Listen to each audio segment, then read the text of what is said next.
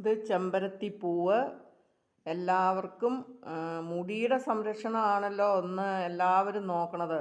നമ്മുടെ മുടി കൊഴിഞ്ഞു പോവാതെ ഇരിക്കാനും താരൻ ഇല്ലാതെ ഇരിക്കാനും നല്ലതാണ് ഈ ചെമ്പരത്തിയുടെ പൂ പറിച്ച് താളി തേക്കണത്. ഈ ഇഞ്ചിയോട് കൂടി ചേർത്തിട്ട് വേണം നമ്മൾ താളിയായിട്ട് ഇത് തലയിൽ തേക്കാൻ. തലയിൽ ഇത് തേച്ച് കഴിഞ്ഞിട്ടുണ്ടെങ്കിൽ നമ്മൾ ഷാമ്പു തേക്കണത് പോലെ തന്നെക്കാളും ഭംഗിയായിട്ട് മുടിയെല്ലാം പറന്നിരിക്കും.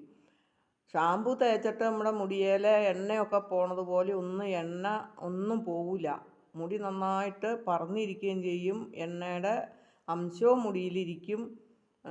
നല്ല ഒരു താളിയാണ് ചെമ്പരത്തിപ്പൂവ്. താളി തേച്ച് കഴിഞ്ഞാൽ ഇതിനെ തേച്ച് ഉരച്ച് കഴിയുമ്പോൾ അഞ്ജനക്കല്ലിൻ്റെ നിറമാണ് ഈ പൂവിന് വന്നത്.